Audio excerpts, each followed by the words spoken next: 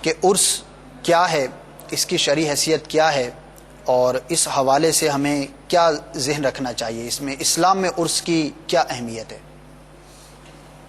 عرس کا لفظی معنی تو شادی ہوتا ہے، یعنی عرس کا معنی شادی. جیسے ہمارے اردو کے اندر بھی عروسی جوڑا یہ الفاظ استعمال کیے جاتے ہیں، تو اس کا مطلب وہی ہوتا ہے کہ دولہا دلہن کے لیے جو جوڑا ہوتا ہے اس کو عروسی جوڑا کہتے ہیں. عرس کا جو ہمارے جس مفہوم کے اندر ہم اسے استعمال کرتے ہیں وہ ہے اولیاء کرام کے یوم وصال پر، ان کی قبر پر یا اس سے ہٹ کے کہیں اور ان کی یاد کے لیے کوئی محفل منعقد کی جاتی ہے، کوئی وعظ و نصیحت کا سلسلہ کیا جاتا ہے، اسے عرس کہتے ہیں. اب اس کو یعنی اس دن کے منانے کو عرس ہی کیوں کہتے ہیں، کوئی اور لفظ کیوں نہیں ہے؟ تو پہلے تو یہ بات ہے.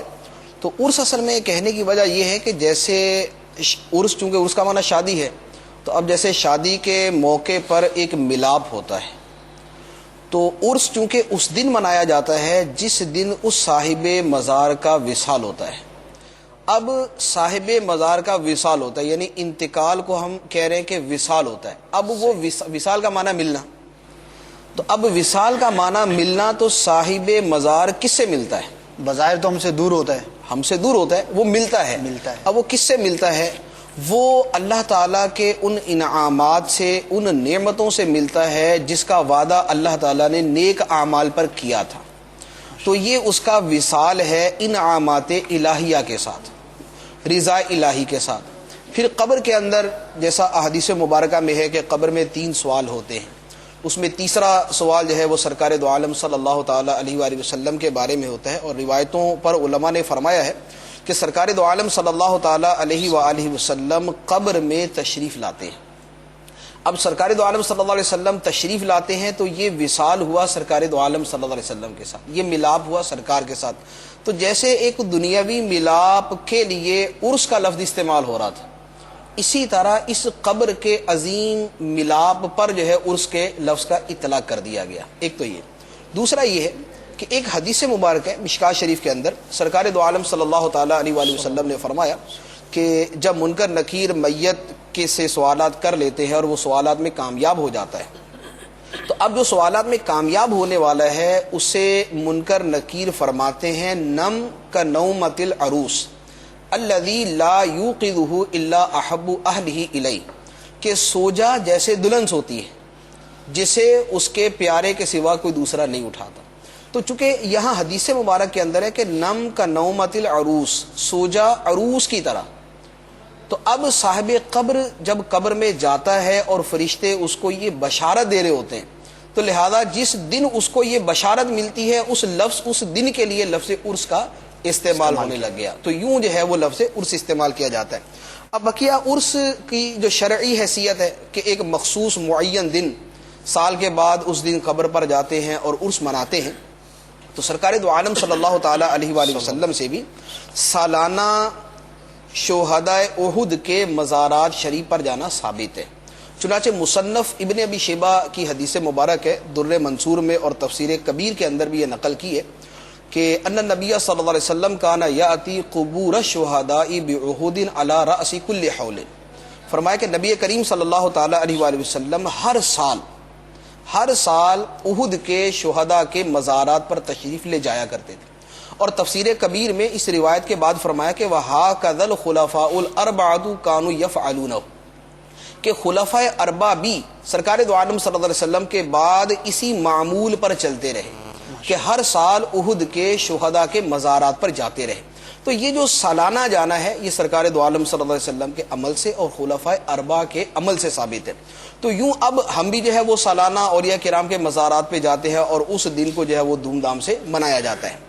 اب بقیہ یہ ہے کہ اس دن جو اعمال کیے جاتے ہیں اس دن کا جانا جائز ہے یا نہیں. تو پہلے نمبر پر تو یہ ہے کہ عرس بنیادی طور پر کیا چیز ہے. عرس کا جو معنی ہمارے عرف اور رواج کے اندر ہے وہ ہے کہ ایک مخصوص دن صاحب مزار کے مزار پر حاضری دینا، وہاں تلاوت کرنا، منقبت پڑھنا، وعظ و نصیحت کرنا، دعا مانگنا، طعام کا تقسیم ہونا، یہ ان چیزوں کے مجموعے کا نام عرس ہے. اب ان میں ہر چیز جو ہے وہ اپنی جگہ قرآن و حدیث سے ثابت ہے. مثال کے طور پہ قبر پر جاتے ہیں. سرکار دو عالم صلی اللہ علیہ وسلم نے فرمایا کہ میں تمہیں پہلے قبرستان جانے سے منع کرتا تھا اور اب میں تمہیں حکم دیتا ہوں کہ جاؤ فزوروہا، کہ اب قبروں کی زیارت کیا کرو. تو مزارات پر جانا، قبروں پر جانا، پہلے تو یہ حدیث ہے ثابت. پھر مزار پہ گئے، اب وہاں جا کے اکثر آپ نے دیکھا ہوگا داتا صاحب چلے جائیں، بلکہ جس بھی مزار پہ چلے جائیں وہاں بکثرت قرآن پاک رکھے ہوں گے. زائرین آتے ہیں، آ کے قرآن پاک کی تلاوت کرتے ہیں. تو تلاوت قرآن کرنا یہ خود مطلوب شرع ہے، شریعت کو مقصود ہے. اس کے بعد ایک باقاعدہ ایک جلسے کا سلسلہ ہوتا ہے، اس میں بھی تلاوت ہے، نعت ہے، اس ولی کی منقبت ہے. اس کے بعد واز و نصیحت کا، اللہ کی عظمت کا، سرکار دو عالم صلی اللہ علیہ وسلم کی عظمت کا، اس ولی کی عظمت کا بیان ہوتا ہے. تو یہ ساری چیزیں یہ خود قرآن پاک میں موجود ہیں. اللہ کی عظمت، سرکار کی عظمت، ولیوں کی عظمت کا بیان قرآن پاک میں ہے، تو اس پہ عمل بھی ہو جاتا ہے. اس کے بعد ایصال ثواب کیا جاتا ہے، ایصال ثواب بھی احادیث سے ثابت ہے.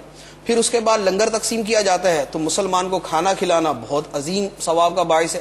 سرکار صلی اللہ علیہ وسلم نے اس کا باقاعدہ حکم فرمایا کہ جو ہے وہ بھوکے کو کھانا کھلاؤ. قرآن پاک کے اندر اطعام کا لفظ جو ہے وہ بار بار وَيُطْعِمُونَ الطَّعَامَ عَلَىٰ حُبِّهِ مِسْكِينًا وَيَتِيمًا وَأَسِيرًا.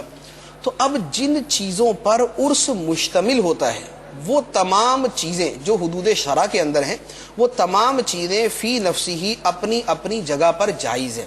جب وہ ساری چیزیں جائز ہیں تو اب ان کو اگر ایک جگہ پر جمع کر دیا گیا تو اس کے اندر بھی کوئی حرج نہیں ہے. جیسے آپ اس کی مثال سمجھیں کہ یہ اختتام بخاری، افتتاح بخاری کے جلسے تقریباً جو ہے وہ ہر مدرسے میں ہی ہوتے ہیں، اس کا کسی سے بھی تعلق ہو، ہر جگہ یہ جلسے ہوتے ہیں. اسی طرح یہ دستار بندی کے جلسے کے درس نظامی سے فارغ ہوئے یا حفظ سے فارغ ہوئے تو یہ جلسہ کیا جاتا ہے. اب اس میں کیا ہوتا ہے، اس میں بھی لوگ جمع ہوتے ہیں، وہ بھی سالانہ ہوتا ہے، تاریخی بھی مقرر ہوتی ہے، معین اس کا دن مقرر کیا جاتا ہے، معین دن میں ہوتا ہے. ہر جو ہے وہ ہر مدرسے کا اپنا ایک دن ہوتا ہے کہ ہم جو ہے وہ رمضان میں کریں گے، ہم شوال میں کریں گے، ہم رجب میں کریں گے، ہم شعبان میں کریں گے. معین دن کرتے ہیں، لوگ بھی آتے ہیں، جمع بھی ہوتے ہیں، جلسہ بھی ہوتا ہے، تلاوت بھی ہوتی ہے، نعت بھی ہوتی ہے، بیان بھی ہوتا ہے، وعظ و نصیحت بھی کی جاتی ہے. اس کے بعد لنگر بھی تقسیم کیا جاتا ہے، کھانا بھی تقسیم کیا جاتا ہے. ان تمام چیزوں کا مجموعہ جلسہ کہلاتا ہے، اور یہ جلسہ سب کرتے ہیں. تو جب جلسہ سب کرتے ہیں تو صاحب مزار کے قرب میں چلے جانا لازمی بات ہے، اس کو ناجائز تو نہیں کر دے گا. صاحب مزار کا قرب جو ہے تو اولیاء کا قرب تو باعث برکت ہوتا ہے، نہ کہ باعث حرمت ہوتا ہے کہ وہاں جانے سے چیز ہی حرام ہو جائے. تو جس طرح دیگر ساری چیزیں کی جاتی ہیں اور سب کرتے ہیں، اسی طرح یہ بھی کیا جاتا ہے. اور پھر عرس کی جو تاریخ ہے یہ بڑی قدیم ہے. سیدنا امیر حمزہ رضی اللہ تعالی عنہ کا عرس جو ہے یہ صدیوں سے چلتا آ رہا ہے. اہل مدینہ امیر حمزہ رضی اللہ تعالیٰ عنہ کا عرس مناتے تھے اور یہ صدیوں سے چلتا آ رہا ہے. اور ہو سکتا ہے کہ اہل مدینہ جو یہ کرتے آ رہے اس کا سبب وہی ہو جو پہلے حدیث بیان کی کہ ان نبی صلی اللہ علیہ وسلم کا نیاتی قبور شہداء احد علی رأس کل حول، کہ ہر سال شہداء احد کے مزارات پہ جاتے تھے. تو یہی اس کا اصل سبب یہ وسوسے کی بھی کارڈ ہو گئی کہ یہ اس زمانے کے اندر کوئی یہ انداز اختیار کیا گیا ہے، ایسا نہیں. زیارت قبور کا انداز ہے جو بدل گیا. ہمارے زمانے کے اندر علم دین پڑھنے کا انداز بن گیا مدرسہ. سرکار دو عالم صلی اللہ علیہ وسلم کے زمانے میں مدرسے نہیں تھے، لوگ آتے تھے، مسائل پوچھتے تھے، سرکار علیہ السلام واعظ کرتے تھے. یہی علم دین کے حصول کا یہی طریقہ تھا. وہ انداز ہمارے ہاں ایک مینج کر دیا گیا کہ اس کا ایک سسٹم بنا دیا گیا اور اس کے مطابق مدرسے چلنا شروع ہو گئے.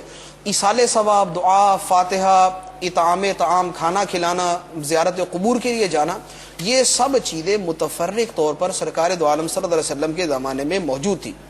جب علم دین متفرق موجود تھا اور اس کو مینج کر کے مدرسہ بنا دیا اور وہ سارے ہی چلا رہے ہیں، تو جو چیزیں سرکار علیہ السلام کے زمانے میں متفرق تھی ان کو جمع کر کے ان کا عرس کی شکل کے اندر اگر ان کو جمع کر دیا گیا تو اس کے اندر بھی کوئی حرج. صحیح، ماشاءاللہ. بہت وضاحت کے ساتھ آپ نے عرس کی تاریخ کے حوالے سے بھی ارشاد فرما دیا اور اس کے معنی اور مفہوم کے حوالے سے بھی. میں امید کرتا ہوں کہ مدنی چینل کے ناظرین نے جو یہ گفتگو ہوئی اس سے بہت کچھ سیکھا ہوگا اور بہت سو کے وسوسے کی کاٹ بھی ہو گئی ہوگی اور معلومات میں بھی اضافہ ہوا ہوگا. تو اللہ تبارک و تعالی ہمیں آراء بزرگان دین میں شرکت کی توفیق عطا فرمائے. بہت مبارک کام ہے، یہ کرنا چاہیے.